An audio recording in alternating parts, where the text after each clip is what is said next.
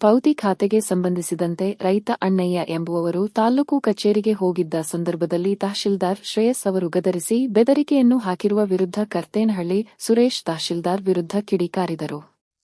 ಪಟ್ಟಣದ ಪ್ರವಾಸಿ ಮಂದಿರದಲ್ಲಿ ಪತ್ರಿಕಾಗೋಷ್ಠಿಯಲ್ಲಿ ಮಾತನಾಡುತ್ತಾ, ನಮ್ಮ ತಾಲ್ಲೂಕಿಗೆ ಹಲವಾರು ತಹಶೀಲ್ದಾರ್ ಬಂದು ಹೋಗಿದ್ದಾರೆ. ಮೊದಲು ರೈತರಿಗೆ ಕನಿಷ್ಠ ಗೌರವ ಕೊಡುವುದನ್ನು ಮರೆಯಬಾರದು. ರೈತರು ಬರುವುದು ಜಮೀನಿಗೆ ಸಂಬಂಧಿಸಿದಂತೆ ಪೌತಿ ಖಾತೆ ಅಥವಾ ಬೇರೆ ಯಾವುದೇ ಕೆಲಸ ಮಾಡಿಸಿಕೊಳ್ಳಲು ಬರುತ್ತಾರೆ.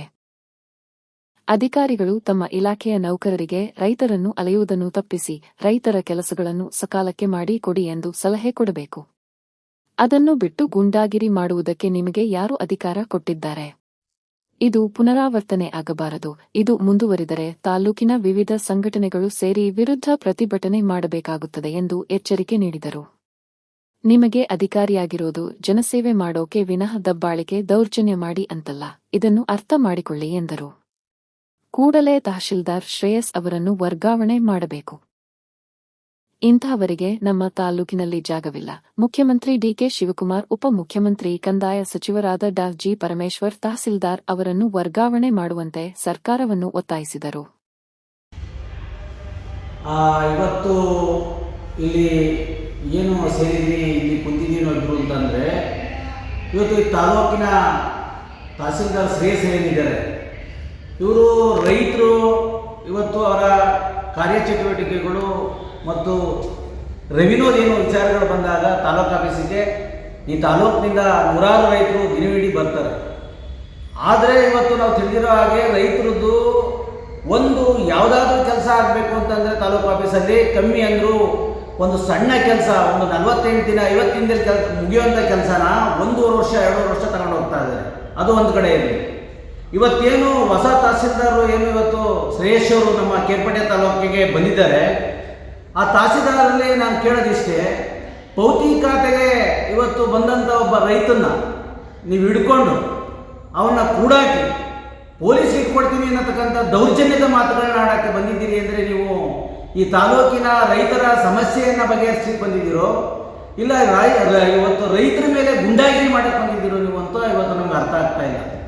ದಯಮಾಡಿ ತಹಸೀಲ್ದಾರ್ ಸಾಹೇಬ್ರೆ ನಿಮ್ಗೆ ಹೇಳೋದಿಷ್ಟೇ, ಇವತ್ತು ರೈತರು ಏನಕ್ಕೆ ಬರ್ತಾರೆ, ರೈತರು ತಮ್ಮ ಹತ್ರ ಬರೋ ಉದ್ದೇಶ ಏನಿದೆ, ಅವರು ಕೆಲಸಗಳಾಗಲಿ ನಮ್ಮದು ಏನೋ ಒಂದು ಪೌತಿ ಖಾತೆನೋ ಇನ್ನೊಂದು ಯಾವುದೋ ಹೆಸರು ಬಿಟ್ಟೋಗಿರ್ಬೋದು, ಮತ್ತು ಏನಾದರೂ ಆರ್ಟಿಸ್ಟಲ್ಲಿರ್ತಕ್ಕಂಥ ಪ್ರಾಬ್ಲಮ್ಗಳನ್ನ ಸರಿಪಡಿಸ್ಕೊಳ್ಳೋಕ್ಕೆ ತಮ್ಮ ಹತ್ರ ಬರ್ತಾರೆ. ಇವತ್ತು ಪೌತಿ ಖಾತೆನ ಕೃಷ್ಣ ಬೈರೇಗೌಡರು ಹಿಂದೆ ಜಾಸ್ತಿ ದಿನ ಇಟ್ಕೊಳ್ಬಾರ್ದು, ಅದನ್ನು ಇಮಿಡಿಯೇಟ್ಲಿ ಮಾಡಬೇಕು ಅಂತ ಆರ್ಡರ್ ಮಾಡುವಂಥದ್ದು ಅಂತ ಕೃಷ್ಣ ಬೈರೇಗೌಡರು ಪಾಪ ಒಳ್ಳೆ ಕೆಲಸ ಮಾಡಿದ್ದಾರೆ. ಅವರು ನೀವು ಒಬ್ಬ ಪೌತಿ ಖಾತೆ ಕೇಳಕ್ಕೆ ಬಂದಂಥ ರೈತನ ನೀವು ಇವತ್ತೇನು ಬಂಧಿಸ್ತೀರಿ ಅಂತ ಬಂಧಿಸ್ಲಿಕ್ಕೆ ಹೋಗ್ತೀರಿ, ಪೊಲೀಸ್ ಕರೆದು ಎದುರಿಸಕ್ಕೆ ಹೋಗ್ತೀರಿ ಅಂದರೆ ನಿಮಗೆ ಯಾರು ಕೊಟ್ಟಿದ್ದಾರೆ ಎಷ್ಟನ್ನ? ಇವತ್ತು ರೈತ ಈ ದೇಶದ ಅನ್ನವನ್ನು ನೀಡ್ತಾ ಇರ್ತಕ್ಕಂಥ ಒಬ್ಬ ದೇವಸಮಾನವಾದಂಥ ರೈತ, ಆ ರೈತನ ಇನಾಯ ನಡೆಸ್ಕೊಂಡು ನೀವು ಅವನ್ನ ಕೂಡಾಕ ಮಟ್ಟಿಗೆ ಹೋಗ್ತೀರಿ ಅಂದರೆ ನೀವು ಯಾವ ಒಂದು ಮನಸ್ಥಿತಿ ಇಟ್ಕೊಂಡು ಈ ತಾಲೂಕಿಗೆ ಬಂದಿದ್ದೀರಿ? ಗುಂಡಾಗಿರಿ ಮಾಡಕ್ಕೆ ಬಂದಿದ್ದೀರಾ ರೈತರ ಮೇಲೆ ನೀವು? ಇವತ್ತು ರೈತರನ್ನ ಬೇಕಾದಷ್ಟು ಈ ರಾಜ್ಯದಲ್ಲಿ ತಾಲೂಕು ದಂಡಾಧಿಕಾರಿಗಳನ್ನ ನಾವು ನೋಡಿದ್ದೇವೆ. ರೈತರನ್ನ ಕರೆಸಿ ಅವರ ಸಮಸ್ಯೆಯನ್ನು ಬಗೆಹರಿಸ್ತಕ್ಕಂಥ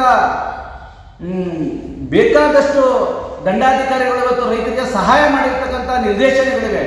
ಅಂಥದ್ರಲ್ಲಿ ನೀವು ಇವತ್ತು ಒಬ್ಬ ರೈತನಿಗೆ ಆ ಥರ ನಡ್ಕೊಂಡಿರೋದು ಖಂಡನೀಯ. ಮತ್ತು ನೀವು ಕೂಡಲೇ ಇಲ್ಲಿಂದ ವರ್ಗಾವಣೆ ಆಗಬೇಕು. ಮತ್ತು ನಾನು ಈ ರಾಜ್ಯದ ಮುಖ್ಯಮಂತ್ರಿಗಳಾದಂಥ ಡಿ ಕೆ ಶಿವಕುಮಾರ್ ಅವ್ರಿಗೆ, ಕಂದಾಯ ಸಚಿವರಾದಂಥ ಪರಮೇಶ್ವರಿ ಅವರಿಗೆ ನಾನು ವಿನಂತಿ ಮಾಡೋದೇನಂತಂದರೆ, ಇಂಥ ಗುಂಡಾ ತಹಸೀಲ್ದಾರನ್ನ ಕೂಡಲೇ ಇಲ್ಲಿಂದ ವರ್ಗಾವಣೆ ಮಾಡಬೇಕು. ಇವ್ರನ್ನ ಯಾವುದೇ ಕಾರಣಕ್ಕೂ ಇವರು ಈ ತಾಲೂಕಿನಲ್ಲಿ ಇರಬಾರ್ದು. ಇಲ್ಲಿಗೆ ಉತ್ತಮವಾದಂಥ ವ್ಯಕ್ತಿನ ನೀವು ಇವ್ರನ್ನ ತೆಗೆದು ವರ್ಗಾವಣೆ ಮಾಡಿ ಉತ್ತಮವಾದ ವ್ಯಕ್ತಿಯನ್ನು ರೈತರಿಗೆ ಅನುಕೂಲ ಮಾಡಿಕೊಡುವಂಥವ್ರನ್ನ, ರೈತರ ಸಮಸ್ಯೆಯನ್ನು ಬಗೆಹರಿಸ್ತಕ್ಕಂಥ ಒಬ್ಬ ತಹಸೀಲ್ದಾರನ ನೀವು ಇಲ್ಲಿಗೆ ಹಾಕಬೇಕು. ಕೂಡಲೇ ಈ ತಹಸೀಲ್ದಾರ್ನ ಯಾವುದೇ ಕಾರಣಕ್ಕೆ ಮುಲಾಜಿಲ್ಲದೆ ಇಲ್ಲಿಂದ ವರ್ಗಾವಣೆ ಮಾಡಲಿಲ್ಲ ಅಂದರೆ ಮುಂದಿನ ದಿನಗಳಲ್ಲಿ ಇವತ್ತು ಹಲವಾರು ಸಂಘಟನೆಗಳಿದ್ದಾವೆ. ಇಲ್ಲಿ ಕರ್ನಾಟಕ ರಕ್ಷಣಾ ವೇದಿಕೆ ಇರ್ಬೋದು, ರೈತರ ಸಂಘ ಇರ್ಬೋದು, ಹಲವಾರು ರೈತ ಸಂಘಗಳಿದ್ದಾವೆ. ಎಲ್ಲ ರೈತರಿಗೆ ನಾವು ಹೋರಾಟವನ್ನು ಮಾಡಬೇಕಾಗಿರೋದು ರೈತರಿಗೋಸ್ಕರ. ಇವತ್ತು ಒಬ್ಬ ರೈತನ ಇನಾಯ ನಡೆಸ್ಕೊತಾ ಇದ್ರೆ ಯಾವ ಸಂಘಟನೆಗಳು ಸಹ ಕುಂತ್ಕೊಳ್ಳೋಕ್ಕಾಗಲ್ಲ. ನೋಡಿ, ನಾಳೆಯಿಂದ ಎಲ್ಲ ಸಂಘಟನೆಗಳ ಹತ್ರ ಮಾತಾಡಿ ಇವರು ಇಲ್ಲಿಂದ ಹೊರಗೆ ಹೋಗೋ ತನಕ ಎಲ್ಲ ಸಂಘಟನೆಯನ್ನ ವಿನಂತಿ ಮಾಡ್ತಾ ಇದ್ದೇನೆ, ರೈತರ ಸಂಘದಲ್ಲಿ ವಿನಂತಿ ಮಾಡ್ತಾ ಇದ್ದೇನೆ. ಹೋರಾಟವನ್ನು ಮಾಡೋದಿದ್ರೆ ಒಬ್ಬ ರೈತನ ಕೂಡಾಗ್ತದೆ ಅಂದರೆ ನಾವು ಸುಮ್ಮನೆ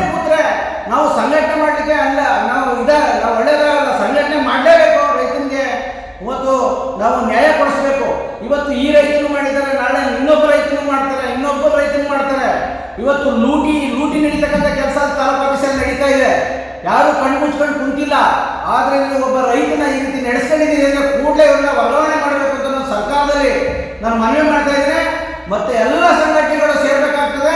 ಸೇರಿ ಒಬ್ಬ ರೈತನ ಇವತ್ತು ಕೂಡಾಗ್ತಾರೆ ಅನ್ನೋದಿದ್ರೆ ನೀವೆಲ್ಲ ಆಲೋಚನೆ ಮಾಡಿ ಯಾವತ್ತು ಹೋಗತ್ತಂಗ ನಾವು ಹೋರಾಟವನ್ನು ಮಾಡಬೇಕಾಗ್ತದೆ. ನಾಳೆನೇ ಎಲ್ಲರೂ ಕುಂತು ಮಾತಾಡಿ ನಾನು ಹಲವಾರು ಜನರಿಗೆ ಫೋನ್ ಮಾಡಿ ಹೇಳಿದ್ದೀನಿ, ನಿಜವಾಗ್ಲೂ ಇಂಥ ಹೋರಾಟವನ್ನು ಮಾಡಿದ್ರೆ ಒಬ್ಬ ರೈತನ ಮುಟ್ಟಬಾರದು. ಯಾವ ವ್ಯಕ್ತಿ ಕೂಡ ಆ ರೈತನ ಸಮಸ್ಯೆನ ಬಗೆಹರಿಸಕ್ಕೆ ಬರಬೇಕಾಗಿನ ಅಧಿಕಾರಿಗಳು ಗುಂಡಾಗಿರಿ ಮಾಡಕ್ಕೆ ಬರಬಾರ್ದು.